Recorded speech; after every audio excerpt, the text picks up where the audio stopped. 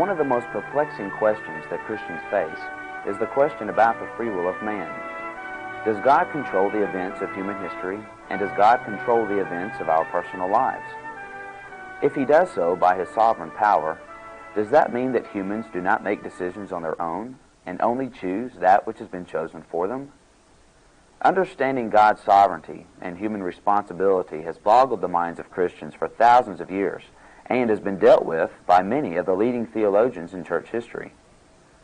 One such controversy arose in the 16th century when two great thinkers, Erasmus of Rotterdam and Martin Luther, entangled themselves in this controversial doctrine over the human will. In Getty Ministries hopes that you will enjoy this series on the topic of the human will entitled The Great Controversy. We welcome all of you to our study. This is actually the fourth in a series of history studies that we're putting together. And we entitled this one, Luther and Erasmus, The Great Controversy Over the Human Will. Our previous studies have covered hundreds of years. The early church, several hundred years. The medieval church, several hundred years.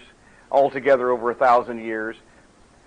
Essentially, we're going to narrow this down to one particular event that took place in the year 1525. Now, there's going to be some background information that we'll be giving you to help you understand this. But the reason for focusing on two men and one event in their lives is that what they were discussing in 1525 is a matter of absolutely primary importance. Because it is the question of to what extent we save ourselves and to what extent is salvation of God. What is the role of the human will in salvation? Do we bring about ultimately our salvation by an act of our wills? Or rather, is it God who has willed our salvation and acted in our hearts to produce a change in our hearts that leads us to salvation? Now, this question has been discussed since the beginning of the church. It's still being discussed, and that's why it's relevant today.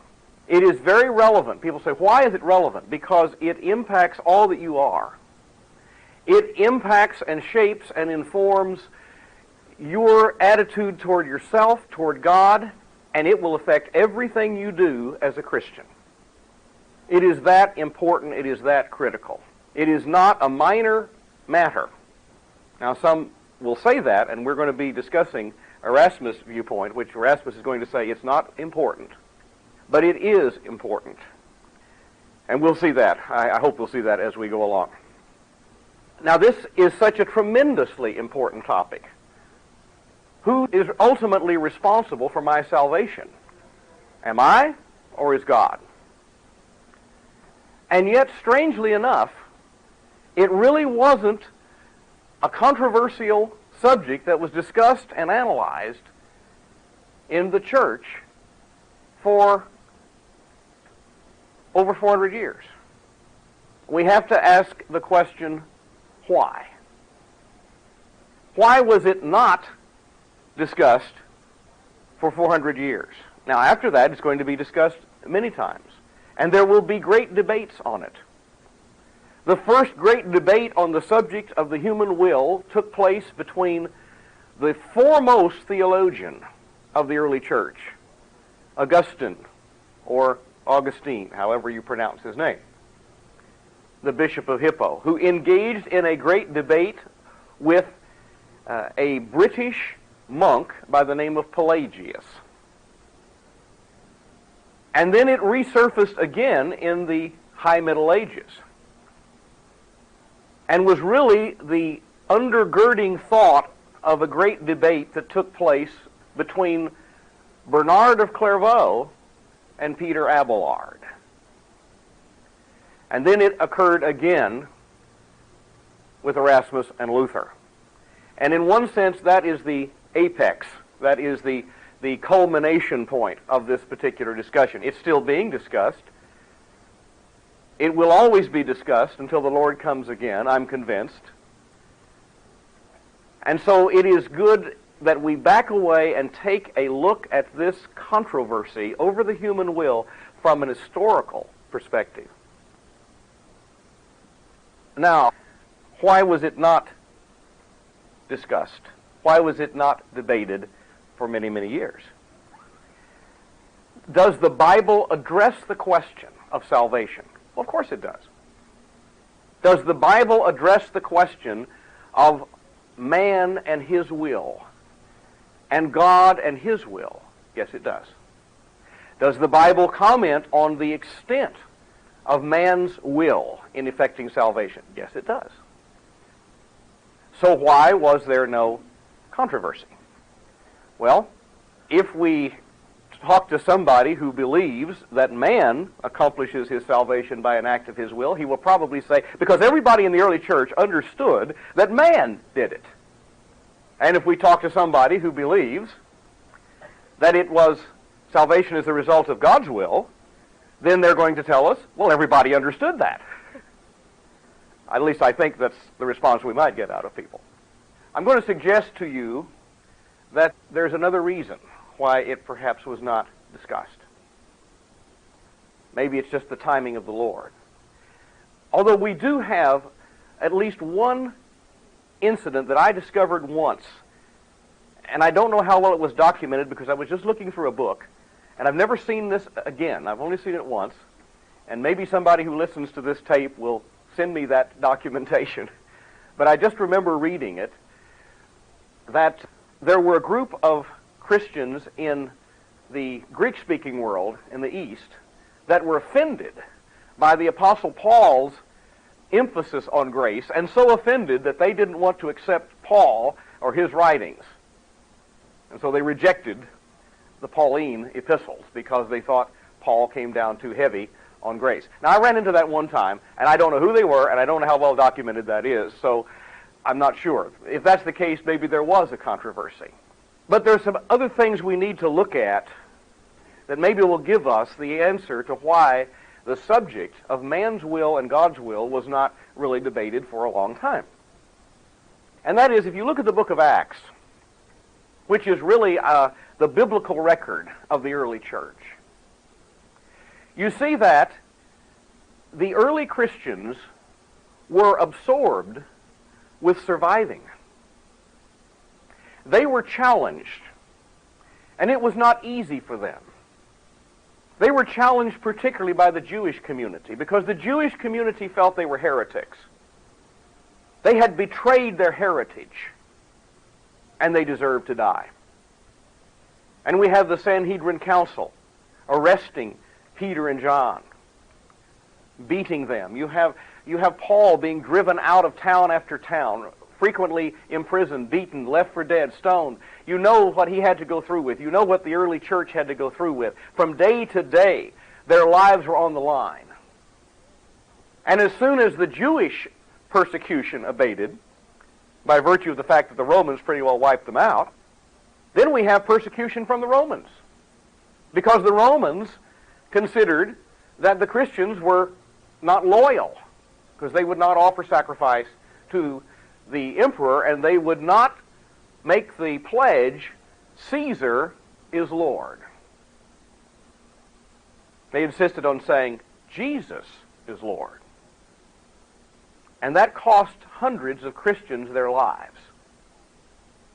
Won't you please, sometimes Romans would say, won't you please just say the words, Caesar is Lord, and we'll let you go free. And you don't have to even believe it in your heart. You can go back to worshiping Jesus, but it'll satisfy the government. And Christians would say, Jesus is Lord. And they would be fed to the animals. Now, in the midst of that kind of an environment, they didn't have time for theological study. They didn't have the opportunity to sit down and wrestle with the matter. And many of you have wrestled with the matter of to what extent God is involved, to what extent you're involved. But you have the freedom to do it because God has graciously lifted persecution away from you and given you the peace that enables you to think through these things. And he didn't do that for the early church. Their lives were lives of suffering. And you read through the book of Acts and you get that impression. And then you go into the literature of the early Christians. After the Bible was written and complete, the next source we have, which Christians have never considered to be inspired, but it's a very valuable source, were the writings of what we call the Fathers, the patristic writings. These were men who were converted to Christ, who often were the leaders of their communities. Many of them were in government. Many of them were lawyers. Many of them were teachers. They were well-educated people. And they brought their knowledge and their education to bear. And they began to defend Christianity with the wisdom that God had graciously given to them. They became great scholars, great writers, and they produced great literature. That's the best literature of the period. The literature that was produced by the non-Christian community was really pathetic. And I'm not saying that from just the Christian standpoint, because that is acknowledged even by those who are not Christians, that the pagan literature was of little quality. But the Christians were addressing the basic issues of life at that time. Now, it is true that some of the fathers very strongly supported the idea of God effecting salvation. It is also true that some of them very strongly supported the idea of man effecting salvation. They weren't agreed among themselves. However they approached it with erudition, with intelligence, and with reason. They operated from different premises. So there were contradictions among them. But there never seemed to be a great debate over the issue. No one seemed to challenge anybody else. And that is not the foremost subject that they were addressing. When you read through the writings of the fathers, what you're struck with over and over again is instructions on how to live as a Christian. Because you see, under persecution, many Christians were feeling the pressure of the world to conform. They were feeling the pressure to go back to the lifestyle that they had followed before they became Christians. Going back to the temples with the prostitution and the other things that they did that were not acceptable behavior for Christians. And we find the fathers writing, encouraging Christians to live the life that glorifies God. And under the stress of persecution, many of the congregations were simply breaking up. There was tremendous disorder. People were afraid. People did not know what to do, how to act. And what the writers are saying again and again is, be in submission to your leaders. They are there to bring order to the local church, to give stability to the local church. Respect them. Now, it is interesting that churches were organized differently. You get into the discussion, you go back into the 17th century, there was a big discussion among Protestants whether churches should be organized under bishops or under elders. And the group that believed that churches should be organized under bishops, at least in England, became known as the Episcopal Church, which means Church of the Bishops. And those who believed that the church should be organized under elders became known as the Presbyterian Church, because that's the word for elders in Greek, presbyteros. Well, the actual truth of the matter is, without taking sides on this, both were true. Because some congregations very early had one man, known as the bishop, who was the authority figure in that congregation. Others had a board of elders. There was not a consistent pattern, apparently, from what we can determine. Because you see some of the fathers writing to a church saying, be in submission to your bishop. And you find other fathers writing and saying, be in submission to your elders. Whichever, there were leaders in the churches, and they were to be in submission to them. So this seems to be the pattern that we're seeing for the writings and the theme of the fathers at this time. Now, the church faced other serious problems that they had to address immediately. And we go back into the book of Acts just for a moment to see a couple of these very serious problems. There was one very, very serious doctrinal problem that had to be addressed. And it was like taking the most important thing first on the agenda. Now, in one sense, as I said earlier, the question of the extent of which God is responsible for our salvation is a basic question. But at the same time, there were questions that demanded immediate attention. For instance, as the gospel went out to the non-Jewish community, those people whom the Jews call Gentiles, the gospel was preached to them. They should put their trust in Jesus Christ to receive justification, to receive pardon for sin. Now, originally, all Christians were Jews. And most of these early Christians who were Jews continued to practice the Jewish rituals, to observe Passover, to eat kosher food. They did not see that they should give up being a Jew when they became a Christian, because after all, Jesus was the fulfillment of the prophecies. He's the promised Messiah. He came to be the deliverer of the Jewish nation. They believed that, so why would they give up being a Jew? This is what it's all about. This is what it leads to. So they were, you might say, Messianic Jews. You know, we have that today. We have a number of Jewish people who are converting to Christ, and they're known as Messianic Jews. And they are people who continue to observe the Jewish rituals, the Jewish customs, and yet they're believers in Christ. Well, we had that in the early church. But now the question is, when it goes out to the Gentile, what is the Gentile's relationship to those Jewish rites that the Jews took so seriously? What about Passover? Do they keep Passover? What about the food? Well, there was a revelation from God in Acts 10 that God has declared all food to be clean. So that was taken care of.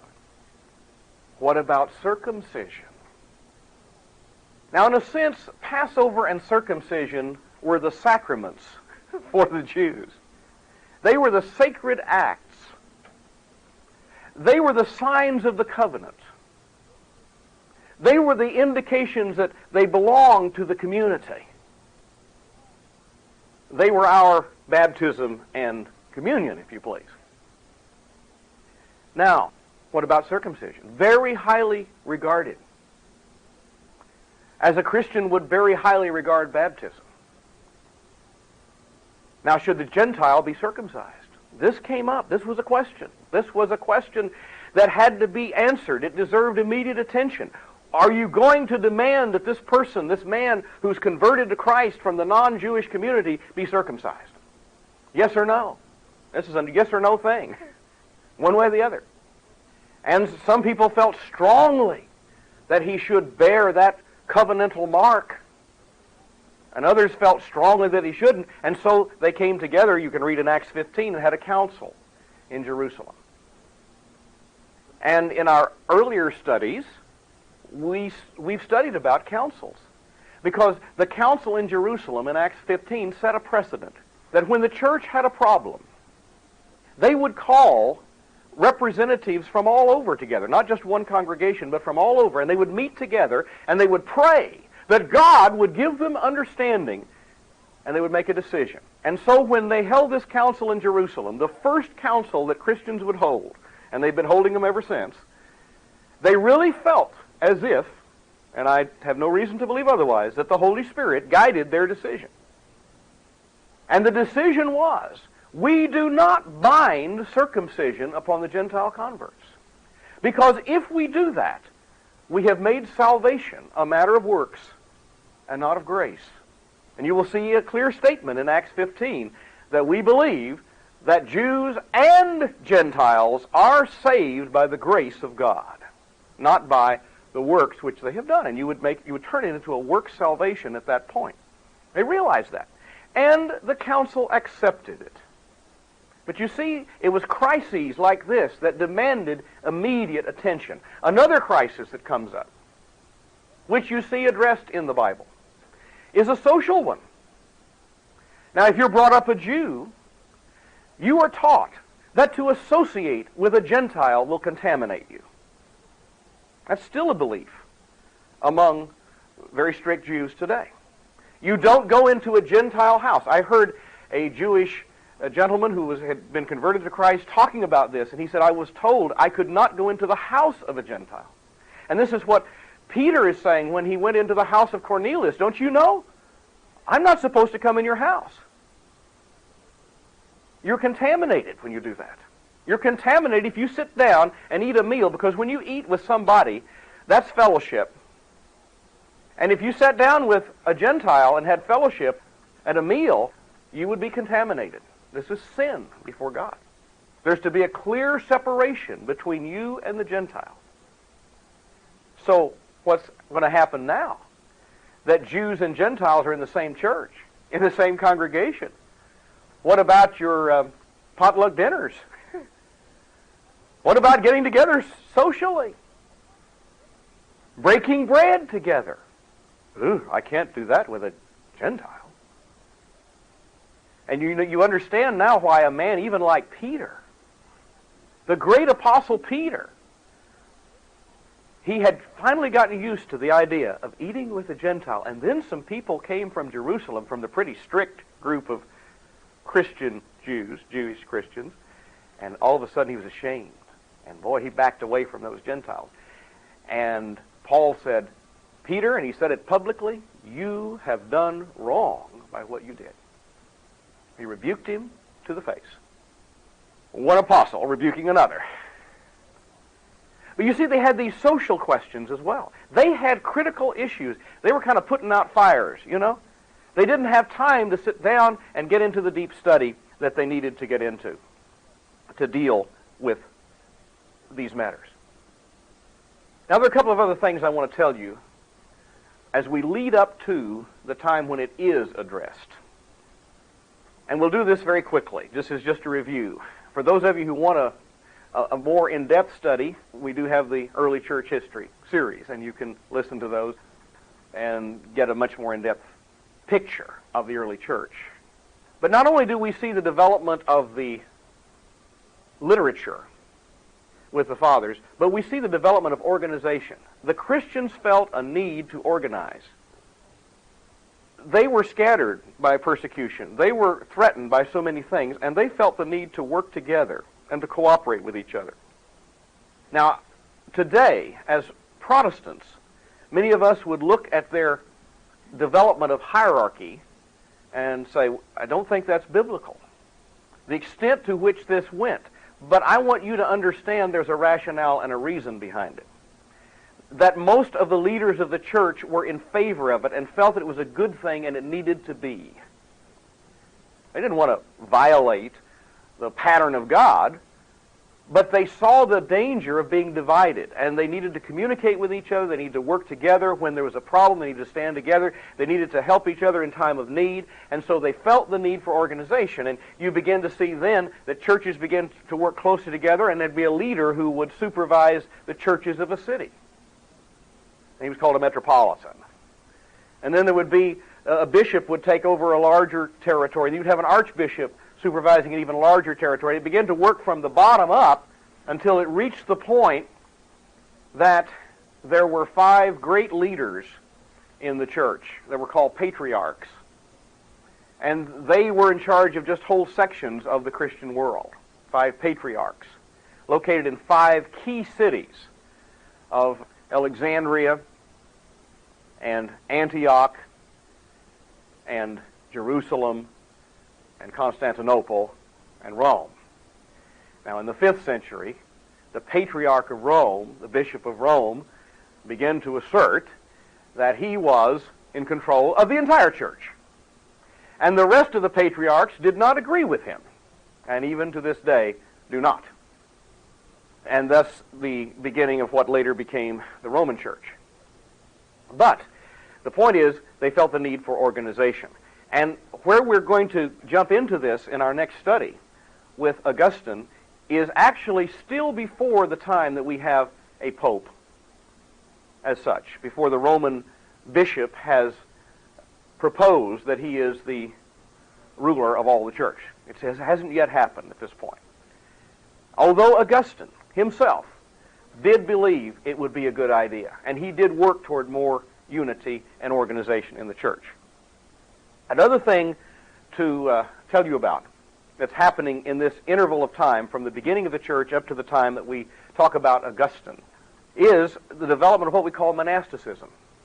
Monasticism, because if you remember a moment ago I mentioned a monk by the name of Pelagius from Britain Monasticism is a development that begins in the church when certain members of the church felt that the world was so evil that you can't live in the world, that you better get out of the world and separate yourselves from the evil of society. And it started with a man named Anthony in the 3rd century.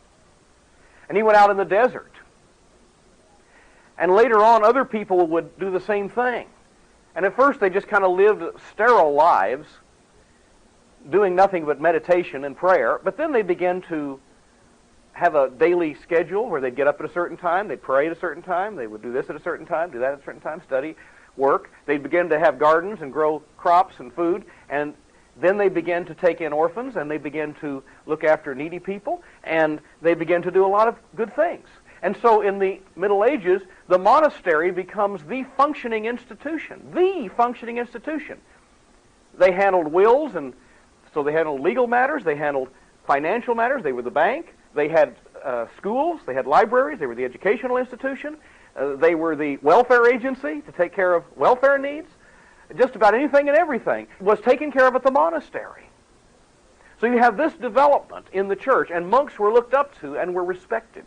So we have hierarchy, and we have monastery. And then I want to just tell you briefly, as we come to the end of this study, as an introduction, about the teacher of Augustine, the man who perhaps shaped Augustine, and we'll talk more about him, Augustine, next time. But I just want you to be familiar with the name of Ambrose. Now, we talked about hierarchy. Ambrose was a bishop. He was a bishop in the city of Milan in North Italy. Ambrose was a brilliant man. He was a government official in the local government, and he was not a Christian. But he understood the theology of the Trinity. And again, one of the problems that was brought up in the early church was the Trinity was under attack, and they had to deal with that. The Trinity was under attack, the doctrine of the Trinity, by a man named Arius, an elder from Alexandria, from North Africa. And he denied the Trinity. And you have this controversy over Arianism. It led to a council at Nicaea in 325.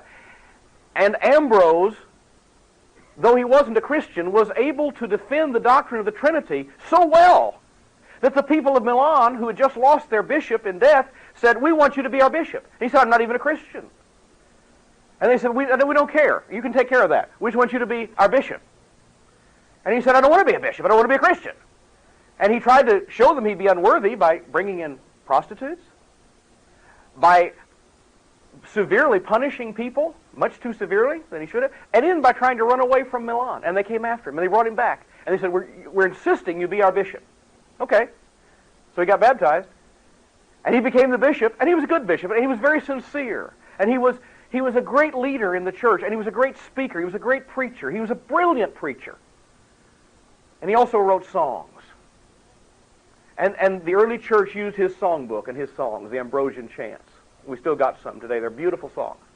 It was this man who was beginning to grapple with the theology that we're talking about, of the will of God and the will of man, and was really dealing with it when a young man came to learn how to deliver a talk, who did not want to be a Christian, but he came to Milan and became the secretary of the bishop and was going to try to learn the bishop's style.